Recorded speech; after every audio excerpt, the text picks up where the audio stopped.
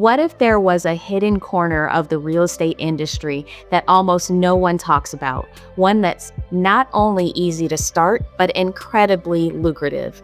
Today's guest is pulling back the curtain on an industry secret that could change the way you think about real estate, entrepreneurship, and building true financial freedom. Today on the Pauline Chilton Show, I'm excited to welcome a true expert in the real estate world, someone who has spent more than 2 decades working across multiple areas of the industry, from real estate investing to managing multi-million-dollar properties. Lori Robertson has been in real estate for over 24 years, but it wasn't until later in her career that she stumbled upon something most people still don't even know exists: the world of property preservation, a hidden but thriving niche inside real estate that very few are talking about. After doing her own research, launching her own successful business, and realizing how few resources existed for beginners, Lori made it her mission to change that.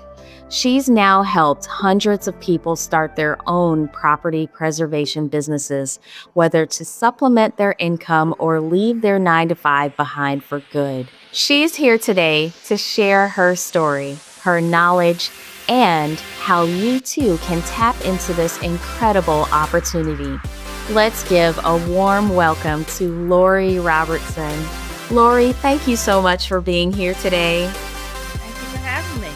Lori, before we get into the business side, let's go back a little. You're a proud Virginia native. What was it like growing up in Richmond? And how has seeing the transformation of places like Broad Street shaped your perspective on real estate and the community? Oh, well, that's a great question. Thanks for asking. I have been living here in Richmond all of my life, and the city has changed a lot. You know, I live out in the suburbs now, but when you go down into the city where Richmond is, it has grown so much. I mean, there are buildings that were never there before. Sometimes when I go down there, I'm like, I can't believe where this building come from, where'd this building come from? But this state particularly houses a lot of college students, which is the VCU college that's here. And we do a lot of they do a lot of medical study, and they have the top-notch cancer center, the Massey Cancer Center that's here. So the downtown area has expanded with real estate. I mean, it's just booming everywhere you look. A lot of college housing, a lot of townhomes and apartment complexes and duplexes, and all of that is kind of geared around the college students. But as you go further down, it's more apartment communities for, you know, the more successful, affluent people. And then there's a lot of housing that's for, like, how do I want to say, maybe like the HUD properties and for low income families. So Richmond is kind of coming around to house so many different type of people. So it's wonderful. That's great. And you have had a whole career before stepping into entrepreneurship. Can you share how you discovered the world of property preservation and what drew you into it? Oh, wow. That's a long journey in itself, but I'll cut it down. When I was in my early 30s, I think maybe, so I don't want to age myself, but after I had my youngest daughter, I needed to find a job. So I started actually as a temp working in an apartment complex for elderly people, which I love. That part of working there was wonderful. But I started as a temp, didn't know much. I learned everything from tax credit properties, Section 8, and stuff like that. And then I eventually worked my way up to become a property manager. So I did that probably until I stopped working, but that was my whole basis. But I still yearned to do something more than just be a property manager. I always wanted to have my own business. And when I had my daughter, I kind of felt bad because I couldn't, you know, as she got older, I wasn't there for when she started to walk, and I wasn't there, you know, for her first words and stuff like that because she had to go to a babysitter. So I wanted to be able to catch those moments and take my child to school and go to all of her activities and stuff like that. I didn't want to go to work, come home, help with homework, and then, you know, start the cycle all over again. I hated to have her catch a bus or something like that. So I began on my journey to see what I could do to work from home. So I found a company that was like a network marketing company, and I started there And I worked my way and I learned and I joined a level marketing companies. And I did a lot. My favorite, though, was travel. I was in a travel business. So over the course, then I started to learn how to be a network marketer. So then the online marketing game came on and I started to learn how to do that. Still kind of working, but then I had that great idea that, oh my God, I'm going to quit my job and be this full-time entrepreneur. And I did that about 3 times, and each time I had to go back to work.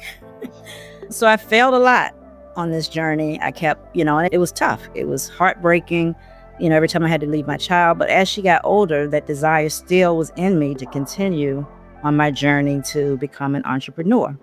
So probably after all these years, in 2000 when the pandemic hit, so that was around 2020, I ran into a young lady who was training on property preservation. So I was interested. I'm like, what is that?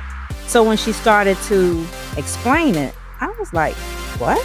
You mean to tell me that this is in the real estate industry? Because during my course of trying to find the entrepreneurship, I did wholesaling, I did investing. I had 2 properties that I invested in and was renting them out.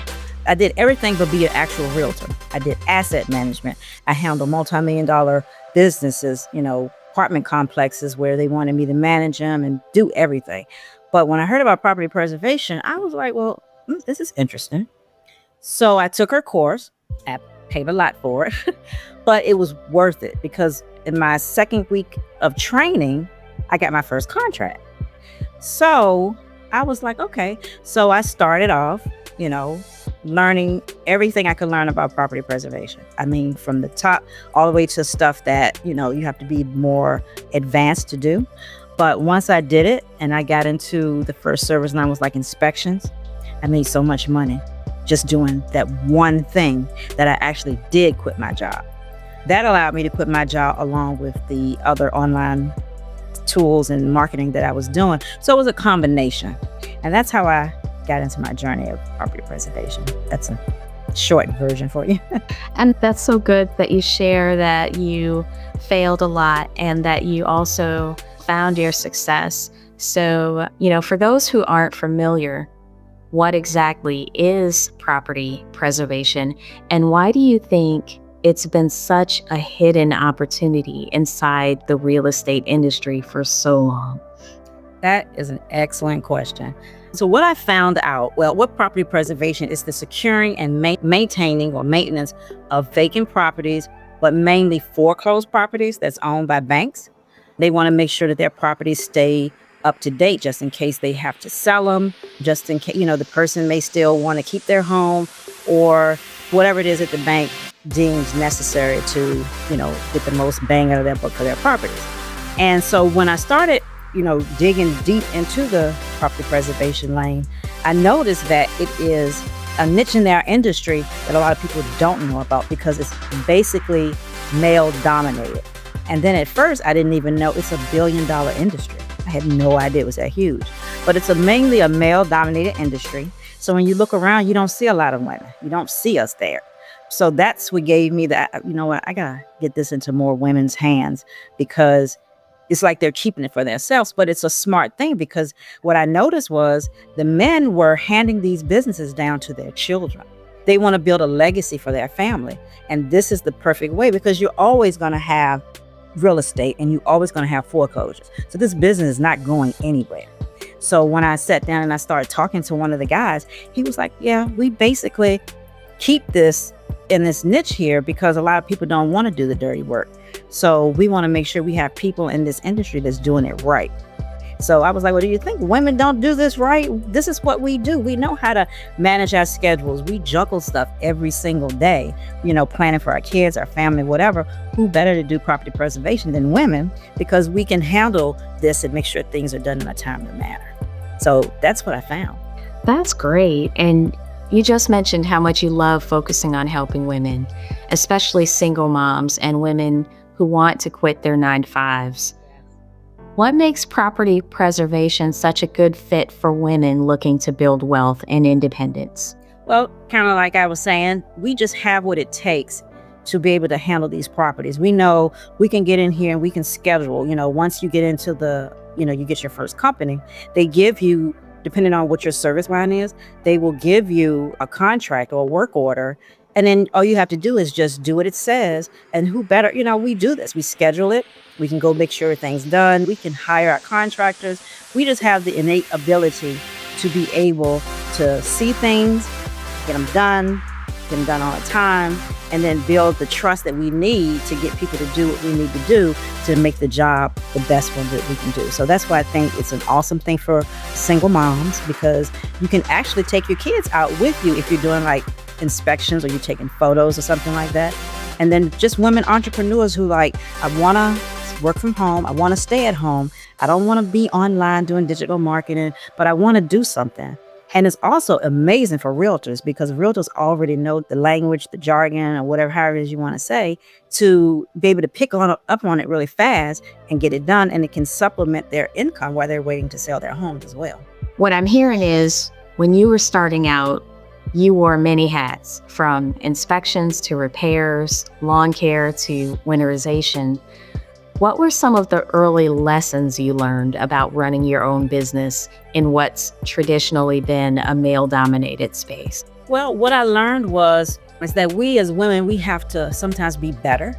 So what I found is the best thing that I could have done, and that anybody that gets into the property preservation business could do, is to learn every aspect of the business that you can. So when you said inspections is like the first line of service that you can do. And it's the one that's the easiest, because all you have to do is just go out there and take pictures of whatever it is that they want you to take. So I learned that just make sure you learn your craft. That's the biggest lesson. Learn it, get into it, devour it. It's easy. But when someone, you may have to do like lawn care, let's say, and you may have to bid on the property. So you need to learn, what's the square footage? How much, do I charge for it, and stuff like that. So I think that's the basic thing. I just think you need to learn everything that you need to learn about it to be the best that you can be at this business. And just kind of rub elbows, with some of the people that's out there. When you see some contractors, talk to them, find out, what does this mean? What is that? Can you share with me? What do you do when you do winterization? Because I had no clue. I was in property management, but I didn't winterize. I hired me a contractor to do it. I mean, a lot of the things that I do, that's what I did. So you got to learn how to find the best people to work for you. That's another thing. Because sometimes people don't show up. Sometimes people just do it just because they need money too. So they'll do whatever just to get the job done. So you have to make sure that you connect with the right people to work for you and to set your business up the best way you can to make sure that it's successful. That's such great advice.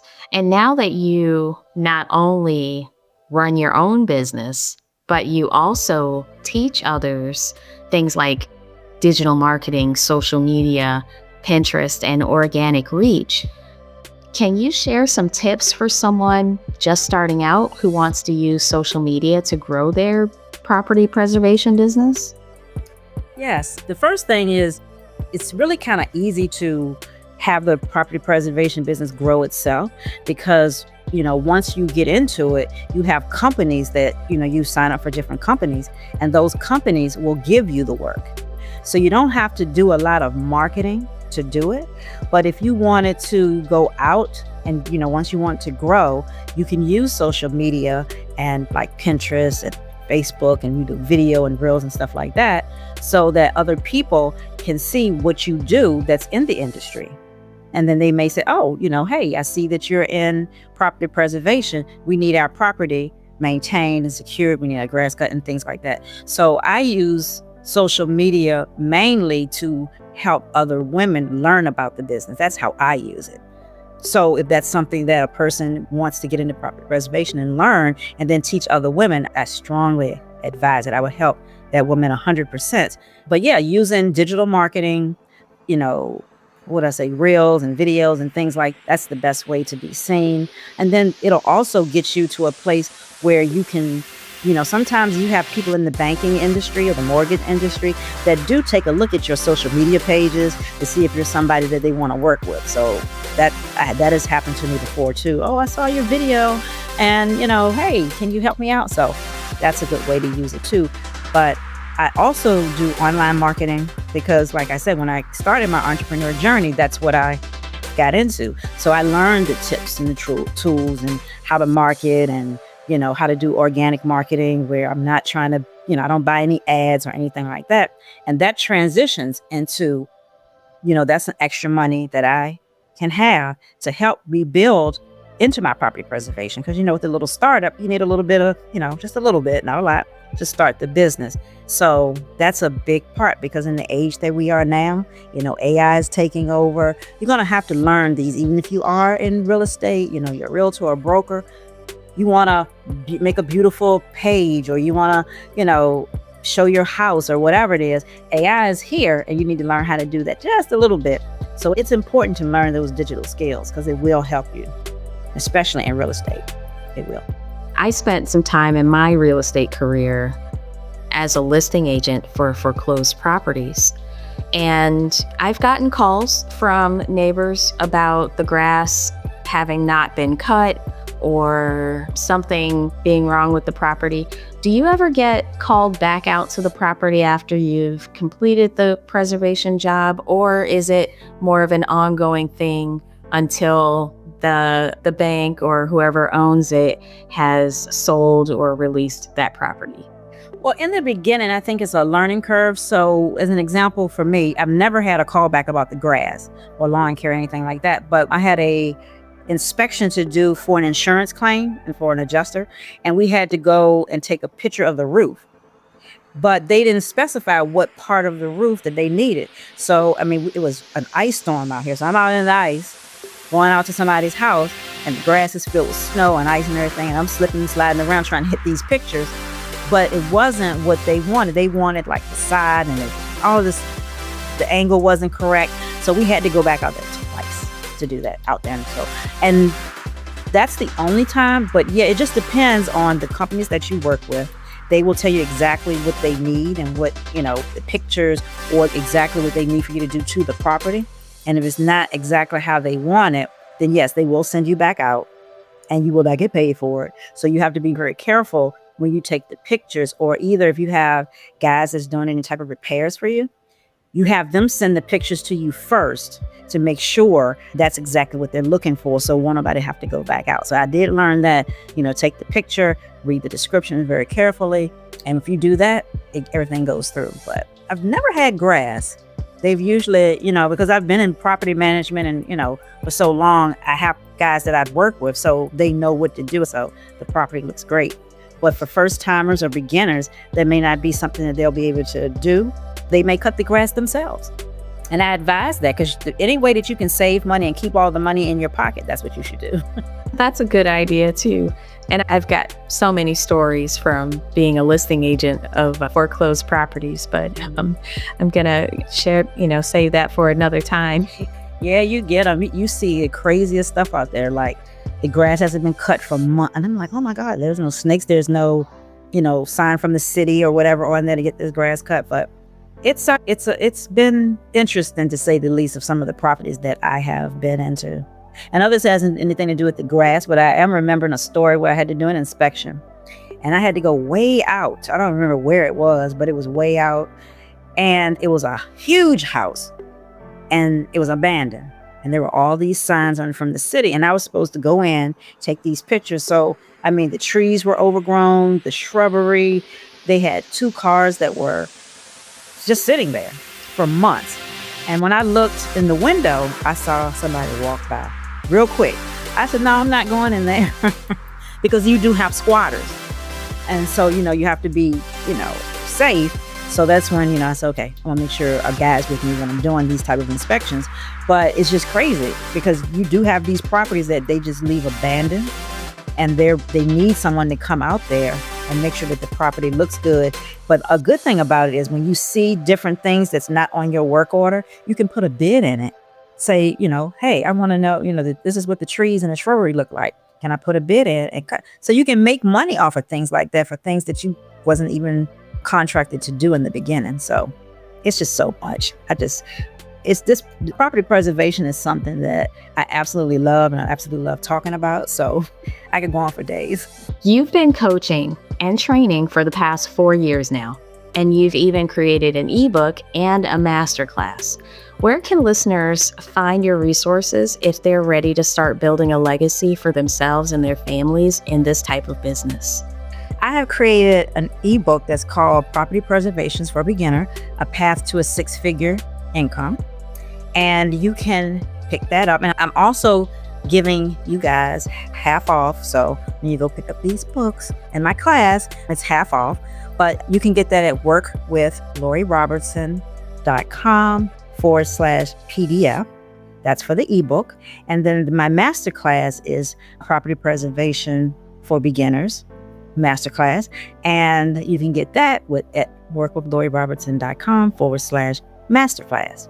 And I also offer payment plans. So, if it's something that, you can't pay fully, that's no problem. I got you. You can, extend it from 3 months to 12 months. I want to make it accessible for all women to be able to get in here and do this, because let me share a secret with you. Your first contract will be able to pay for what this class costs. Guarantee it. That's great. Thank you, Lori, for offering that to our listeners. What an incredible conversation today with Lori Robertson, and I hope it opened your eyes to the amazing opportunities hidden inside the real estate industry. If you're feeling inspired and ready to learn more about how you can start your own property preservation business, be sure to check out Lori's masterclass. The link is right in the show notes. Whether you're looking to supplement your income or leave your 9-to-5 behind, Lori's resources are a fantastic place to start. And if you love what we're doing here on the Pauline Chilton Show, here's how you can support the show. Follow us on YouTube and Instagram to stay up to date with new episodes, behind-the-scenes content, and real conversations about real estate and entrepreneurship. Use our affiliate links for Adobe Creative Cloud and Descript. These are the exact tools we use to create and edit the show. By using our links, you'll get access to amazing creative tools and directly support the Pauline Chilton Show so we can keep bringing you more great guests and conversations. If you enjoyed today's episode, please remember to like, share, and subscribe, and leave us a comment or DM to let us know your biggest takeaway. Thank you so much for tuning in, and remember, you have the power to build your own legacy. We'll see you next time on The Pauline Chilton Show.